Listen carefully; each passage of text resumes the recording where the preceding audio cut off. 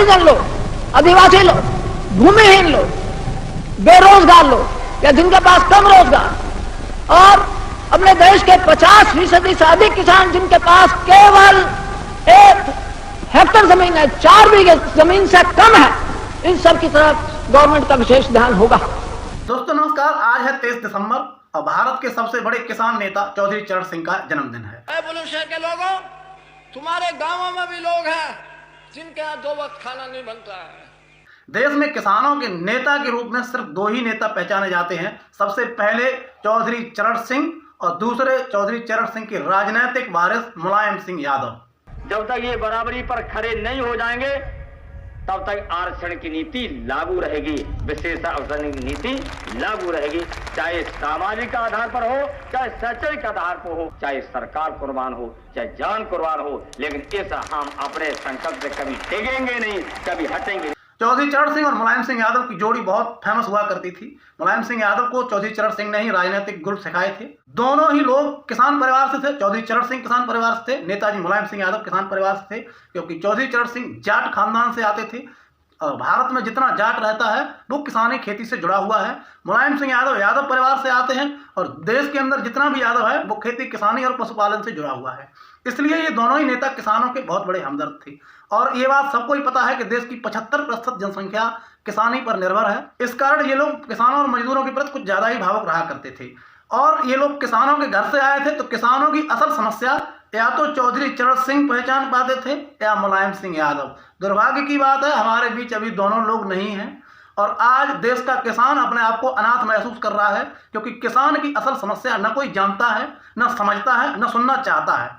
जब भी किसान दिल्ली की तरफ जाता है उसके लिए कांटे बिछाए जाते हैं, आंसू गैस के गोले चलाए जाते हैं, पानी की बौछार की जाती है, इस तरीके से रोका जाता है। किसान के नेता डरे रहते हैं कि पता नहीं कब हमको गिरफ्तार कर लिया जाए, हम पे केस लगा दिया जाए। आज चौधरी साहब का जन्मदिन है और इस जन्मदिन पर पूरे देश में जगह जगह किसान गोष्ठी का आयोजन हो रहा है, लेकिन मैं अपनी तरफ से ये कह दूं कि यह सिर्फ औपचारिकता है, तो किसी को बुरा नहीं लगना चाहिए। आज देश की नई पीढ़ी भी चौधरी चरण सिंह और श्रद्धेय नेताजी मुलायम सिंह यादव को भूलती जा रही है। गाँव के किसानों से अगर आप पूछेंगे कि देश का सबसे अच्छा किसानों का नेता कौन था जो किसानों का हित करता था, तो उनका जवाब होगा या तो चौधरी चरण सिंह या मुलायम सिंह यादव। लेकिन दुर्भाग्य है कि अब दोनों ही हमारे बीच नहीं है। चौधरी चरण सिंह की कुछ ऐसी बातें मैं आपको बताने वाला हूं जो युवाओं के बहुत काम आने वाली है। चौधरी चरण सिंह ऐसे व्यक्ति थे कि शराब पीने वाले व्यक्ति से वो संबंध और संपर्क नहीं रखते थे।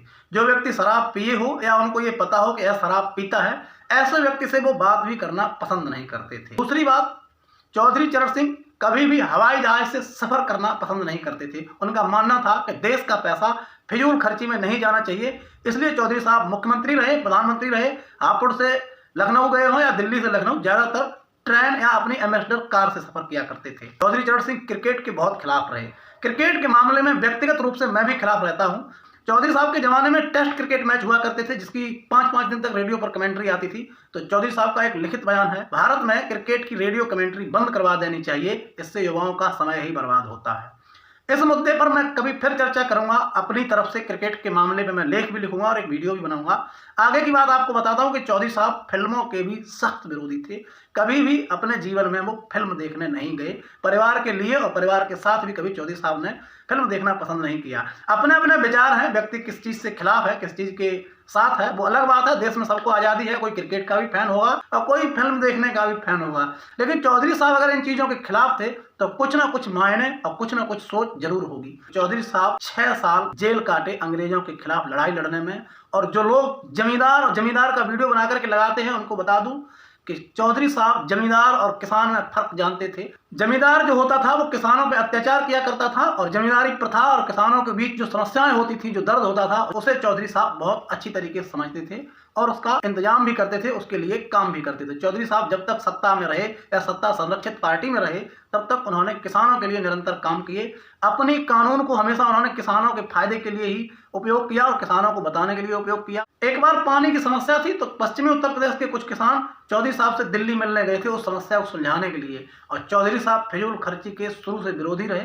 तो चौधरी साहब ने पूछा कि समस्या क्या है, किसानों ने कहा कि पानी की। तो चौधरी साहब उन पर बहुत नाराज हुए, बोले इस काम के लिए दिल्ली आने की क्या जरूरत थी, एक चिट्ठी भेज देते तभी तुम्हारा काम हो जाता। तो ऐसे थे हमारे चौधरी साहब। और चौधरी साहब हमारे बुजुर्ग हैं, हमारे आदरणीय हैं, हमारे पूर्वज हैं, मैं उनको नमन करता हूं। और देश में ऐसे नेता आते रहें। चौधरी चरण सिंह जैसा नेता न इस देश में कोई हुआ और ना होगा। ये देश इंतजार कर रहा है कि कोई चौधरी चरण सिंह और मुलायम सिंह फिर से पैदा हो और देश के किसानों की तरक्की करे। वीडियो कैसी लगी कमेंट में जरूर बताएं। हो सके तो चैनल सब्सक्राइब कर लें। नमस्कार, धन्यवाद।